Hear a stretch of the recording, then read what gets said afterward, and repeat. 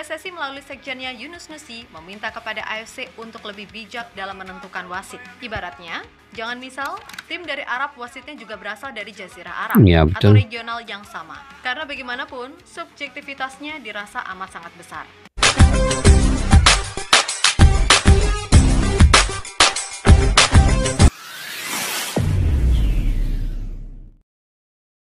Assalamualaikum dan salam persaudaraan, salam sepak bola. Selamat bertemu kembali di channel Askalani Studio guys. Saya mendoakan kalian semoga di hari Jumat yang mulai ini kalian berada dalam keadaan sehat walafiat, dimurahkan rezeki dan juga sentiasa sukses dalam apa yang kalian usahakan guys, insya Allah. Oke, hari ini guys saya ingin membicarakan terkait dengan persiapan timnas Indonesia menjelang laga kualifikasi Piala Dunia ronde ketiga melawan Jepang dan juga melawan Arab Saudi pada bulan November di tanggal 15 dan juga tanggal 19 bermain di GBK. Jadi ini sangat penting. Ini yang menunjukkan bahwa Indonesia akan berada dalam kedudukan 4 terbaik ataupun tidak di posisi dalam grup ini. Jadi seandainya Indonesia dapat mencuri poin daripada Jepang dan Arab Saudi, tidak kiralah berapa poin, 1 poin atau 3 poin penuh, yang pentingnya mendapat poin. Ini akan membantu timnas Indonesia untuk berada dalam kelas 4 yang terbaik di posisi klasmen nanti. Jadi yuk guys, kita semak dulu video ini, yang mana sejauh ini cuma mereka yang berani. FIFA puji sikap PSSI, sikap mat langsung AFC, fake smile Presiden AFC. Jadi Indonesia ini guys cuba ya, ingin coba digagalkan kekuatan mereka, peningkatan mereka, level mereka sudah naik, tetapi ada negara-negara dari Timur Tengah coba menggagalkan. Jadi ini yang saya ingin reaksi pada kali ini. Apa di sebalik judul dalam video ini guys? Oke, tanpa berbasa-basi yuk kita simak video ini.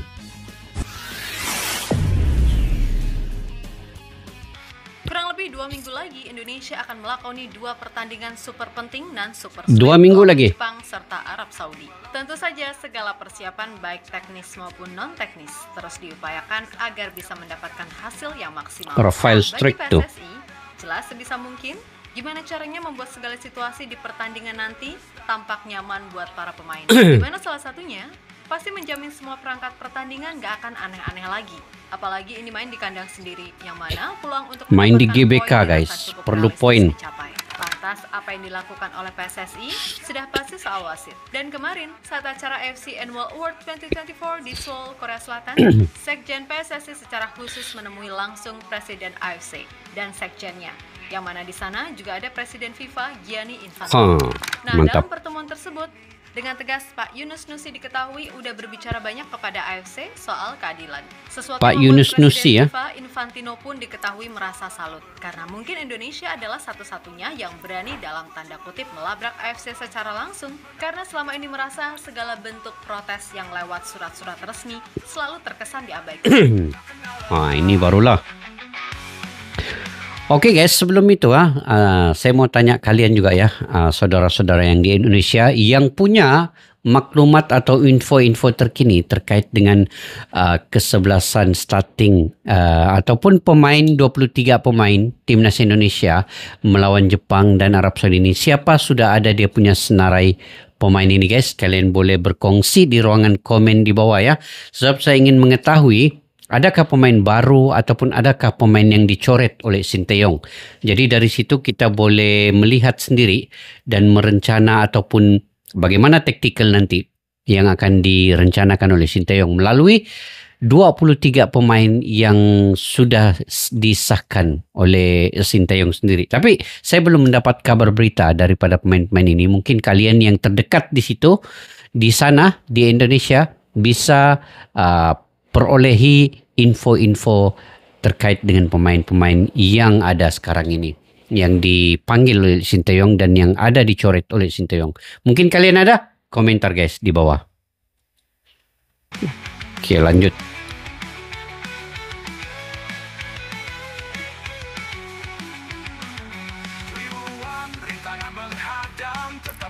Bapak Erick Thohir turun Jika dulu kita sering banget dibikin kecewa ke lapangan. atau sama PSSI, nah di era yang baru ini, tidak tahu kenapa bawaannya bangga mulu sama organisasi yang satu ini.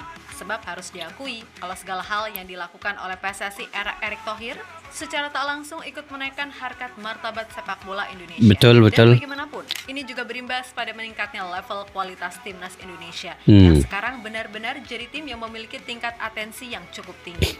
Yap, semua tahu kalau timnas Indonesia sekarang sudah berjuang mati-matian untuk bisa menembus Piala Dunia. Dan semua juga paham kalau jalan menuju ke sana sangatlah berat, apalagi kita berada di grup yang katanya neraka. Karena berisikan tim-tim kuat macam Jepang, Arab Saudi, Australia, dan Arab Saudi. Australia Apalagi pun. China dan sang anak papa Bahrain yang bagaimanapun juga nggak bisa Sang dibilang anak papa. lawan yang enteng. Sang anak papa ya. Bahrain.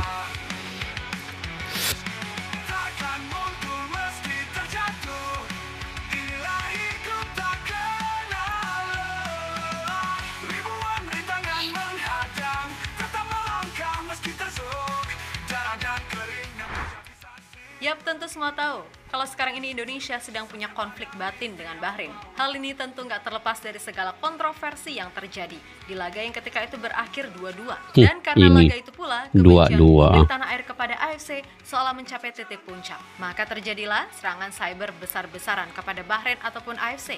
Yang mana itu beneran membuat efek yang dirasa berhasil bikin mereka nggak nyaman. Nah, Aduh. karena kejadian itu pula, sekarang citra AFC secara umum di mata dunia asli beneran jelek abis. Tapi semua juga udah paham Jelek kalau abis memang ya. AFC ini sedari dulu emang nyebelin. Karena mereka dianggap seperti memperlakukan tim-tim dari Timur Tengah dengan perlakuan yang beda. Dan meskipun indikasi itu udah kecium banget, tapi ya nggak ada yang berani secara belak-belakan bilang itu ke AFC. Mentok ya paling cuma sebatas kirim surat resmi, tapi ya gitu, lo nggak tinteng, lo nggak bakal digubris. Dan itu sejatinya juga dialami oleh Indonesia, di mana udah berulang kali PSSI kirim surat protes terutama sejak di Piala Asia U23 sampai ketika kemarin laga melawan Bahrain. Tapi ujung-ujungnya surat protes itu hanya dianggap bungkus gorengan semata. Aduh, Maka dari bungkus itu, gorengan mengingat urgensi semata. dua laga di bulan November ini sangatlah besar, PSSI pun akhirnya ambil sikap tegas nan berani. Yap, dikutip dari akun Arsip Timnas. Sekjen Oke guys, mungkin AFC ini perlu ada dari Indonesia lah. Yang paling bagus, yang paling baik adalah Bapak Erick Thohir. Perlu mewakili untuk masuk ke dalam AFC itu sendiri. Jadi kalau ada Bapak Erick Thohir di situ, mungkin ada ide-ide baru terkait dengan mungkin wasitnya, cara pertandingannya dan sebagainya. Mungkin tidak terlalu berleluasa tim-tim dari Timur Tengah ini melihat kepada tim dari ASEAN itu sebelah mata. Jadi perlu ada dari Indonesia juga. Bapak Erick Thohir lah paling bagus sebab dia punya pengalaman, dia punya pengaruh yang luas. Dia punya yang dari segi dia punya otoritas itu dia sangat yang terbaik lah untuk masuk ke dalam AFC, membentuk satu federasi yang lagi bagus. Jangan sampai Indonesia dan negara-negara lain di ASEAN ini buat federasi baru pula. Nah, jadi kalau sampai ke situ, ini bermakna AFC yang ada sekarang ini mungkin akan terkubur. Siapa tahu nanti.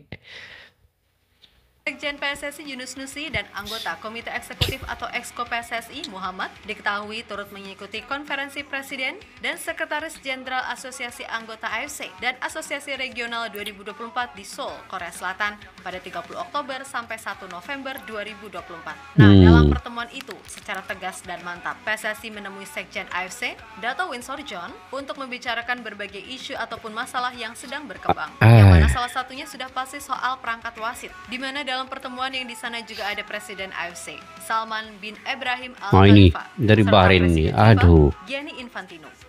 PSSI melalui sekjennya Yunus Nusi meminta kepada AFC untuk lebih bijak dalam menentukan wasit. Ibaratnya, jangan misal tim dari Arab wasitnya juga berasal dari Jazirah Arab Ya, atau betul. regional yang sama. Karena bagaimanapun, subjektivitasnya dirasa amat sangat besar. Kami telah berdiskusi beberapa hal dengan Sekjen AFC, termasuk terkait pertandingan terdekat di putaran ketiga kualifikasi Piala Dunia 2026.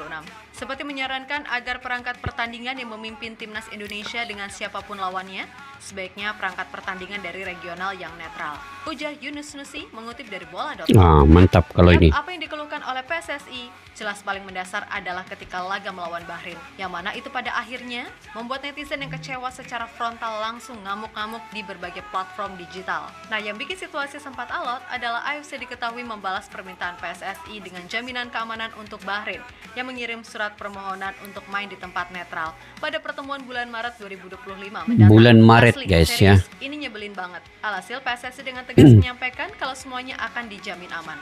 Yang penting, AFC ini becus dulu buat tentuin wasit yang benar-benar bisa netral. Toh kemarin di laga versus China, meskipun Indonesia kalah, tapi kalau wasitnya benar ya kita fine-fine aja. Betul. Malah yang ada, wasit Omar Al-Ali mendapatkan beragam ucapan positif. Wah, ini ucapan tanya untuk Omar Al-Ali ini. PSSI dan supporter timnas Indonesia di GBK diharapkan menjadi tuan rumah yang baik dan menghindari hal-hal yang kiranya merugikan timnas Indonesia dan PSSI sebagai tuan rumah.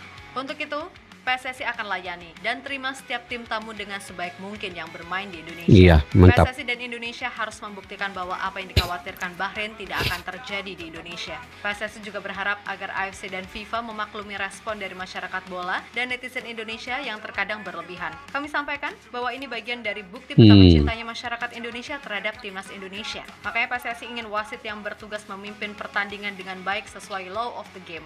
Ketika timnas Indonesia kalah dari China, netizen dan masyarakat Indonesia menerima dengan baik, bahkan memuji kepemimpinan wasit. Hal tersebut yang kami sampaikan ke AFC. Tegas Yunus Nusi menyampaikan. Itulah rakyat Indonesia.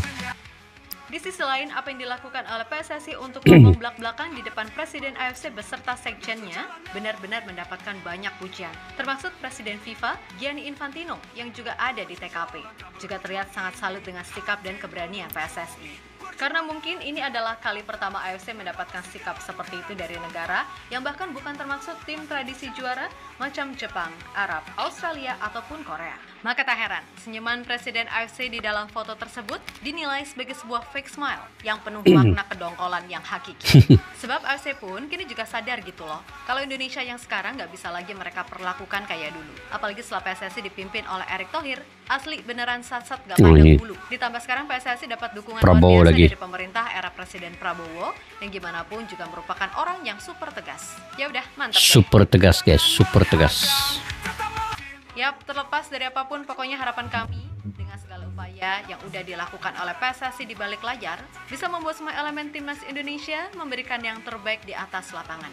Gak peduli lawannya siapa, yang penting jangan jiper. Yakin aja dalam sepak bola semua bisa terjadi kok. Jepang emang kuat, tapi OB-nya pemain kan gak ada yang tahu. Begitupun Arab Saudi. Intinya, peluang Indonesia untuk setidaknya dapat 4 poin dari 2 match itu masih terbuka. Meskipun ibarat kata, peluangnya nggak lebih dari 20%. Tapi kalau bisa main disiplin, kompak, dan efektif, serta nggak ada kesalahan elementer, insya Allah target itu bisa dicapai kok. So buat semuanya, tetap semangat dan terus percaya. Kalau harapan serta mimpi itu masih ada. Oke? Kita Garuda.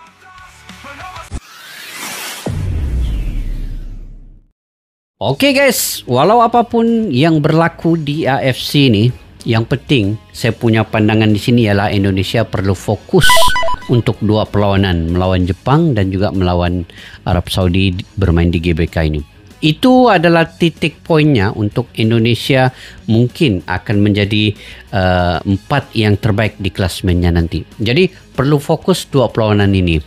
Biar di AFC ini akan diatur, akan diuruskan oleh PSSI, Ketua Umum Bapak Erick Thohir dan juga dia punya pegawai-pegawai pejabat-pejabat yang ada di PSSI seperti Yunus, dia punya sekjen dan lain-lain lagi. Yang pentingnya ke semua pemain dan juga yang pentingnya juga penyokong, pendukung, supporter yang ada di Indonesia adalah pemain ke-12 yang memberi semangat, yang memberi motivasi kepada semua pemain ini untuk bermain dengan baik di GBK nanti. Dengan semangat dan dukungan daripada lebih rasanya nanti 70.000 ya. Dan saya dikabarkan tiket perlawanan antara Indonesia dan Jepang sudah mulai dijual ya. Tetapi sekarang ini menggunakan ID KTP itu kan. Jadi saya kurang pasti macam kami daripada Malaysia ini bagaimana untuk mendapatkan tiket itu.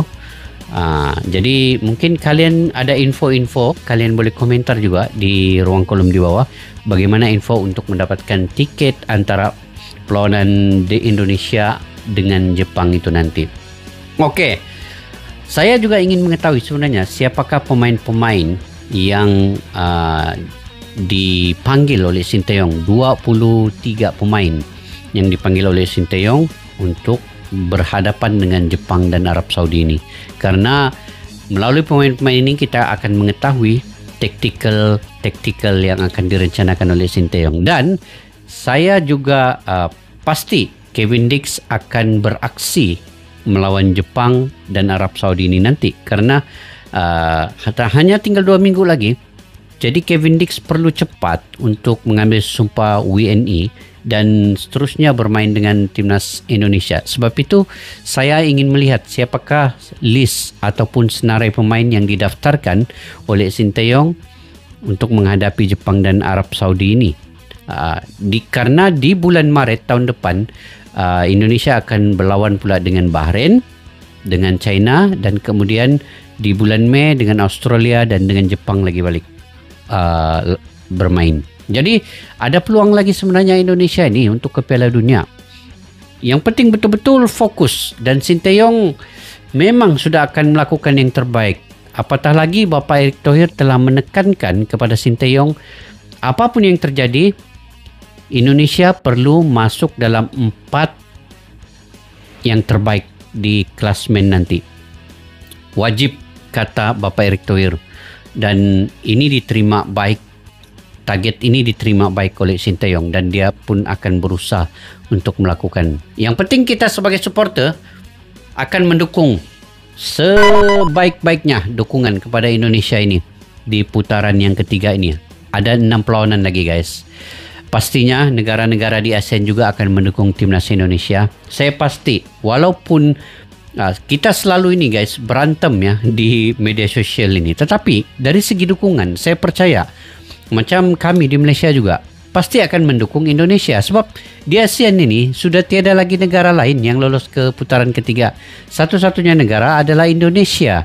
Jadi siapa lagi yang perlu menyokong Indonesia selain daripada warga negara Indonesia sendiri kalau bukan negara-negara di ASEAN ini. Kita ketepikan dulu yang berantem-berantem di media sosial ini. Yang pentingnya sokongan yang sangat solid untuk Indonesia menempuh jalan untuk ke ronde yang keempat nanti ataupun babak yang seterusnya itu. Jadi bagaimana menurut kalian guys terkait dengan perkara ini? Kalian boleh komentar di ruang kolom di bawah. Kepada yang sudah subscribe, yang sudah like, yang selalu berkomentar secara positif, terima kasih banyak-banyak. Dengan dukungan kalian itu saya sangat menghargainya. Kepada yang baru mampir ke channel ini, jangan lupa untuk subscribe, like, share dan komen juga guys. Sampai kita jumpa lagi. Assalamualaikum warahmatullahi wabarakatuh. Bye bye. Askalana Studio untuk kita channel yang bereaksi tentang apapun yang ada di Indonesia, channel YouTube dari Malaysia di Askalani Studio. Jika mau tahu tentang Indonesia, ayo like and subscribe channel kami